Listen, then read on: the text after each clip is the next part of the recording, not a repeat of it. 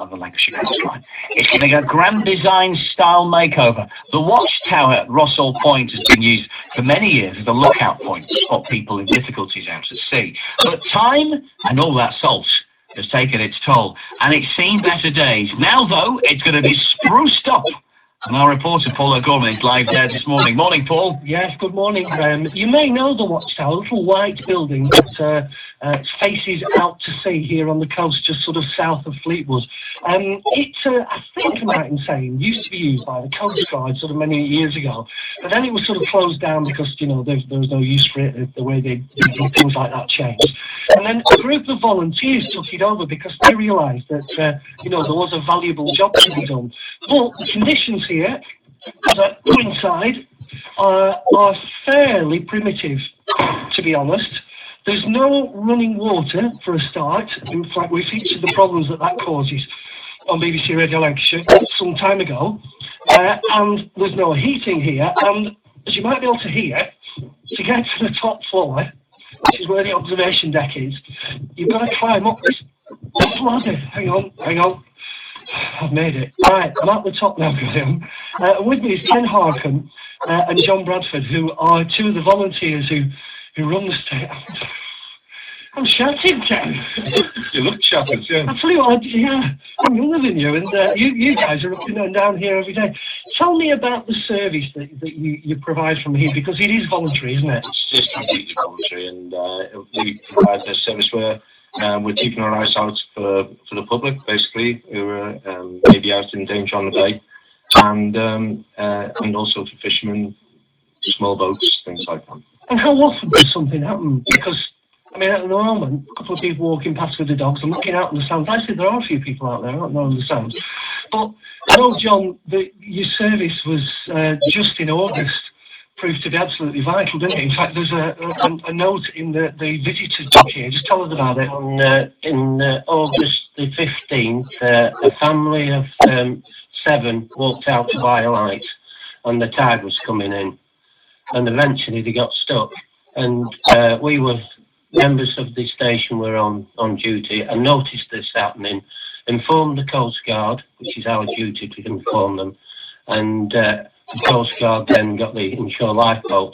When the lifeboat got to the people, they were waist deep in water. My goodness, and these sands out here are extremely dangerous. In fact, in the book here, there's a note, and it says, our family of 2 adults and children were saved off this beach last Sunday. Thanks to you. We will always be so grateful.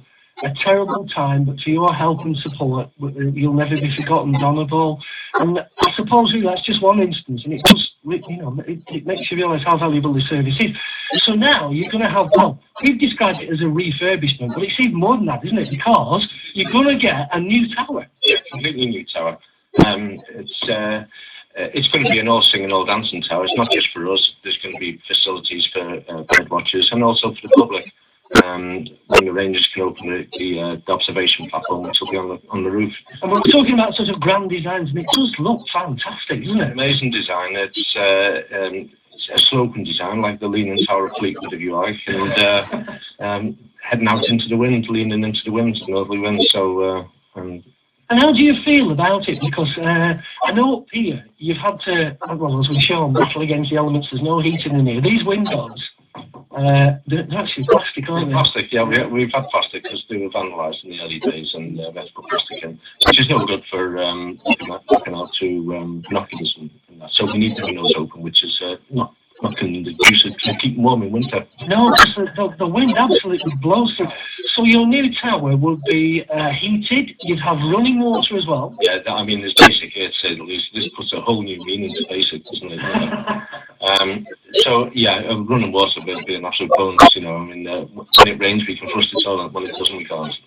But how much difference do you think it will make to the service? Will you be able to improve it? Well, I think we already provide a good service. I think what might improve will be our recruits. And we've always struggled for recruits. Anyone out there who wants to recruit, then certainly when we get the new tower, access will be easier.